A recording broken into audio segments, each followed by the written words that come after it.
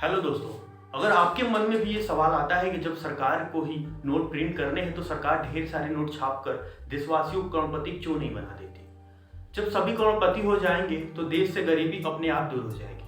शायद आप ऐसा जरूर सोचते होंगे, लेकिन जब सरकार ढेर सारे नोट छापने लगेगी तो अमीर भी गरीब हो जाएंगे।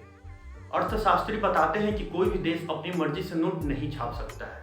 नोट छापने के लिए नियम कायदे कानून बने हैं। अगर देश में ढेर सारे नोट छपने लगे तो अचानक सभी लोगों के पास काफी ज्यादा पैसा आ जाएगा और उनकी आवश्यकताएं भी बढ़ जाएंगी, जिससे महंगाई सातवें आसमान पर पहुंच जाएगी। इस तरह के कई मामले सामने आ चुके हैं। कुछ देश ऐसे हैं जिन्होंने नियम से ज्यादा नोट छापने की गलती की, जिसकी सजा वो आज तक भुगत रहे हैं। दक्षिण अफ्रीका में स्थित जिम्बाब्वे ने एक समय में बहुत सारा नोट छापकर ऐसी गलती की थी। इससे वहां की करेंसी की वैल्यू इतनी गिर गई कि लोगों को ब्रेड और अंडे जैसी बुनियादी चीजें खरीदने के लिए भी थैले भर भर कर नोट दुकाने पर ले जाने पड़ते थे। नोट ज्यादा छापने की वजह से वहां एक अमेरिकी डॉलर की वैल्यू 25 मिलियन जिम्बाब्वे डॉलर के बराबर हो गई थी। इसी तरह का हाल दक्षिण अमेरिका के वेनेजुएला का भी हुआ। वेनेजुएला के केंद्रीय बैंक ने अर्थव्यवस्था को संभालने के लिए ढेर सारे नोट छाप डाले। इससे वहां महंगाई हर 24 घंटे में बढ़ने लगी, यानी खाने पीने की चीजें के दाम रोजाना डबल हो जाते थे। बाजार में रोजमर्रा के सामान मिलना बंद हो गया। जहां 1 लीटर दूध और अंडे खरीदने की खातिर लोगों को लाखों नोटों खर्च करने पड़ रहे थे। पिछले साल यह महंगाई बढ़कर 1 करोड़ फीसदी हो चुकी है। तो अब आप समझ गए होंगे कि आरबीआई ढेर सारे नोट क्यों नहीं छापती, क्योंकि अगर उसने ऐसा किया तो भारत का हाल भी इन्हीं देशों की तरह हो जाएगा। ऐसे में आप अंदाजा लगा सकते हैं कि सरकार नहीं चाहेगी कि भारत में ऐसे हालात पैदा हो। यही वजह है कि नोटों की छपाई हर चीज को ध्यान में रखकर की जाती है। आइए आपको बताते हैं कि नोटों के छापने के नियम क्या हैं। किसी भी देश में कितने नोट छापने हैं यह उस देश की सरकार, सेंट्रल बैंक, जीडीपी, राजकोषीय घाटा और विकास दर के हिसाब से तय किया जाता है।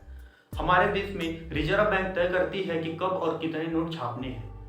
एक बार में कितने नोट छाप सकती है आरबीआई। नोटों की छपाई मिनिमम रिजर्व सिस्टम के आधार पर तय की जाती है। यह प्रणाली भारत में 1957 से लागू है। इसके अनुसार आरबीआई को यह अधिकार है कि वह आरबीआई फंड में कम से कम 200 करोड़ रुपए मूल्य की संपत्ति अपने पास हर समय रखे। इतनी संपत्ति रखने के बाद आरबीआई सरकार की सहमति से जरूरत के हिसाब से नोट छाप सकती है। भारत में कहाँ होती है नोटों की छपाई? भारत में नोटों की छपाई 4 प्रेस में होती है। महाराष्ट्र के नासिक और मध्य प्रदेश के देवास प्रेस में नोट छापे जाते हैं। सुरक्षा प्रिंटिंग और meeting corporation of India limited की देखरेख में यहाँ नोट छपाई का काम किया जाता है। इनके अलावा 2 अन्य प्रेस कर्नाटक के मैसूर में और पश्चिम बंगाल के तलबोनी में स्थित है। आरबीआई नोट मुद्रण प्राइवेट लिमिटेड के स्वामित्व में यहाँ नोट छपाई का काम होता है। इसके अलावा मुंबई, कोलकाता, हैदराबाद और नोएडा में सिक्के ढालने का काम किया जाता है। कहाँ से आते हैं नोट छपाई के पेपर और स्याही? मध्य प्रदेश के होशंगाबाद में सरकार द्वारा संचालित एक सुरक्षा पेपर मिल है। यहीं से भारत की सभी 4 प्रेसों के लिए नोट बनने में इस्तेमाल होने वाले विदेशी मुद्रा कागज की आपूर्ति की जाती है। इसके अलावा काफी मात्रा में इन कागजों का दूसरे देश से आयात भी किया जाता है। नोट छापने के लिए ऑफसेट स्याही का निर्माण मध्य प्रदेश के देवास स्थित बैंक नोट प्रेस में होता है, जबकि नोट पर जो उभरी हुई छपाई नजर आती है उसकी स्याही सिक्किम में स्थित स्विस फॉर्म की यूनिट सिक्पा में बनाई जाती है। 200, 500 और 2000 रुपए के नोट छापने में कितना खर्च आता है? आरबीआई 1 रुपए के नोट को छोड़कर सभी करेंसी नोट को प्रिंट करती है। अपनी वार्षिक रिपोर्ट में आरबीआई ने कहा कि 200 रुपए के एक नोट को छापने में 2.93 रुपए खर्च होते हैं। वहीं 500 रुपए के प्रिंटिंग कॉस्ट पर 2.94 रुपए और 2000 रुपए की लागत पर 3.5 रुपए बैठती है। देश में कितने नोट अभी चलन में है? आरबीआई द्वारा जारी आंकड़ों के मुताबिक वित्त वर्ष 2019 में देश में नोटों का सर्कुलेशन 21.1 लाख करोड़ रुपए रहा।